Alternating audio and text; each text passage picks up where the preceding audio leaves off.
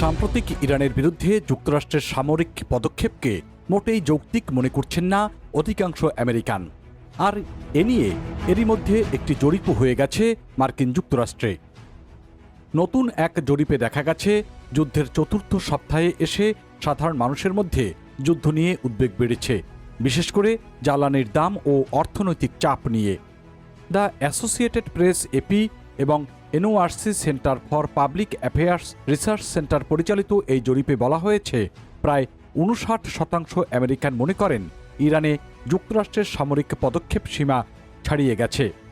যদিও president Donald ট্রাম্পের জনপ্রিয়তা বড় ধরনের পতন হয়নি, তবুও এই যুদ্ধ তার প্রশাসনের জন্য রাজনৈতিক ঝুঁকি হয়ে উঠেছে।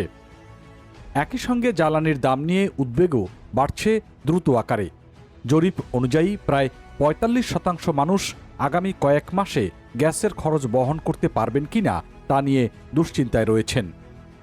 ট্রাম্প পুনর্নির্বাচিত হওয়ার পরপরই যেখানে এই উদ্বেগ ছিল 30%, এখন তা উল্লেখযোগ্যভাবে বেড়ে গেছে।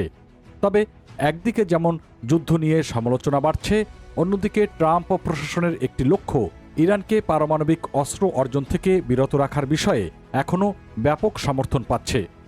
প্রায় 2/3 আমেরিকান মনে করেন এটি যুক্তরাষ্ট্রের জন্য গুরুত্বপূর্ণ পররাষ্ট্র নীতি হওয়া উচিত। একই সঙ্গে তারা জ্বালানি মূল্য নিয়ন্ত্রণকেও সমানভাবে গুরুত্ব দিচ্ছেন, যা হোয়াইট হাউসের জন্য একটি জটিল সমীকরণ তৈরি করেছে। এদিকে এ নিয়ে রাজনৈতিক বিভাজনও স্পষ্ট হয়ে উঠেছে। ডেমোক্র্যাটদের মধ্যে প্রায় 90% মানুষ মনে করেন ইরানের সামরিক পদক্ষেপ অতিরিক্ত হয়েছে। স্বাধীন ভোটারদের মধ্যেও একই মনোভাব দেখা গেছে। তবে রিপাবলিকানদের মধ্যে মতভেদ রয়েছে। অনেকে মনে করছেন পদক্ষেপ ঠিক ছিল, আবার কিছু অংশ এটিকে বেশি বলেও মনে করেন। যুদ্ধের ভবিষ্যৎ নিয়ে অনিশ্চয়তা আরও উদ্বেগ বাড়াচ্ছে।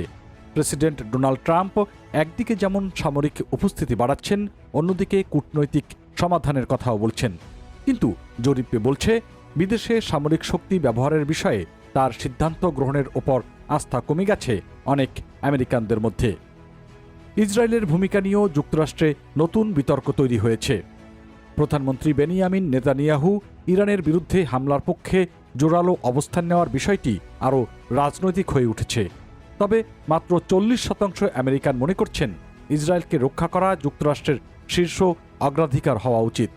অন্যদিকে সরাসরি স্থলযুদ্ধে যুক্তরাষ্ট্রের সেনা পাঠানোর বিরোধিতা করেছেন অধিকাংশ মানুষ।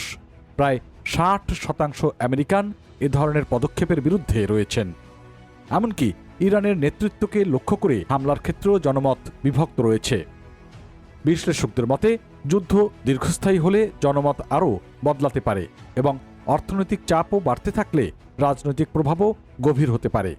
বিশেষ করে প্রবাসী বাঙালি ও অন্যান্য অভিবাসীদের জন্য জ্বালানি খরচ, জীবনযাত্রার ব্যয় এবং চাকরির বাজারের প্রভাব গুরুত্বপূর্ণ হয়ে উঠছে।